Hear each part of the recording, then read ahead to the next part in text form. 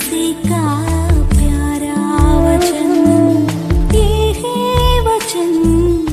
परमेश्वर के धन्य नाम की महिमा हो। प्रभात मनन के सत्र 2134 में आप सभी का बहुत ही विनम्रता के साथ स्वागत करता हूं। आइए आज के मनन के लिए हम पढ़ते हैं इब्रानी 12:14। सबसे मेल मिलाप रखो और उस पवित्रता के खोजी हो जिसके बिना कोई प्रभु को कदापि ना देखेगा। हमारे ट्रस्ट गुड समरिटन्स एसोसिएशन इंडिया के ट्रस्टर ब्रदर शिजू थॉमस अक्सर हमारे बीच की बातचीत के दरमियान बोलने वाली एक बात, every true relationship is an agreement to both agree and disagree. अर्थात सभी सच्चे रिश्ते सहमत होने और सहमत नहीं होने का एक समझौता है। हमारे चिल्ड्रंस होम और बाइबल इंस्टीट्यूट आदि इस ट्रस्ट के अधीन होने के कारण हमें अक्सर एक दूसरे से बात करनी पड़ती है। कभी कभी मुझे उनकी बात से और कभी कभी उन्हें मेरी बात से असहमत होना पड़ता है। मेरी सेवा में सहयोग करने वाला एक व्यक्ति के रूप में जब उनकी किसी बात से मुझे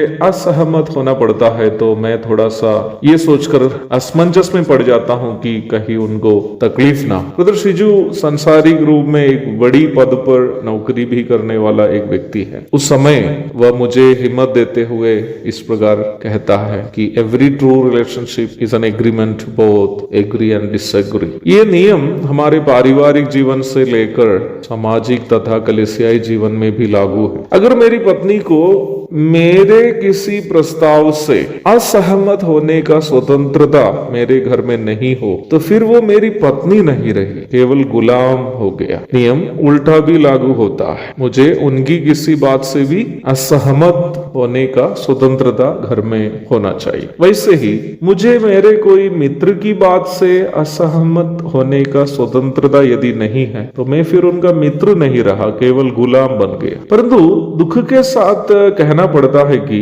मसीहत में कई लोगों में, यहाँ तक कई प्रभु के दासों में भी असहमति को खुशी से स्वीकार करने का परिपक्वता नहीं है। सभी कोई अपनी बातों के लिए जी हाँ नहीं तो जी भैया आपने बिल्कुल सही कहा कहने वालों को चाहते हैं। मेरा कहना यह भी नहीं है कि हर जगह आप किसी की भी बातों को काटते रहे या विरोध करते रहे, वो भी एक उचित स्वभाव नहीं है, अच्छा स्वभाव नहीं है। बल्कि मेरा कहना यह है कि उचित कारणों से यदि कोई हमारी बातों से असहमत होता हो तो उस व्यक्ति के साथ भी शांतिपूर्ण तरीके से रिश्ता कायम रखने का परिपक्वता हमें होना चाहिए। हमसे या हमारी बात से जो व्यक्ति असहमत हुए हैं उनके साथ हम कभी भी दुश्मनी के साथ व्यवहार नहीं करना चाहिए। मैं कटिहार की कलीसिया में एक से अधिक बार विश्वासी भाई बहनों से ये कहा हूं कि मेरी किसी बात से आप असहमत है, आप खुलेआम मुझसे ये बता दीजिएगा ताकि मैं अपने आप को सुधार सकूं। यदि मुझसे वचन सीखने से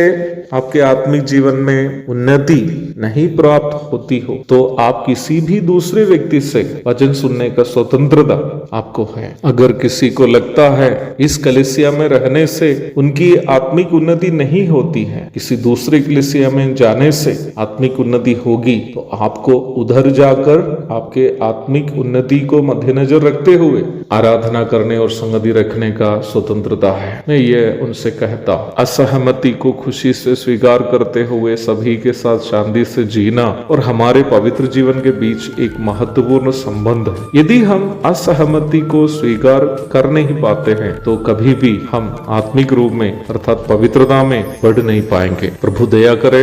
इस विषय की अधिक चर्चा हम कल करेंगे। प्रभु हम सबको अनुग्रह दे कि हम असहमति को भी खुशी से स्वीकार कर सकें। आमीन।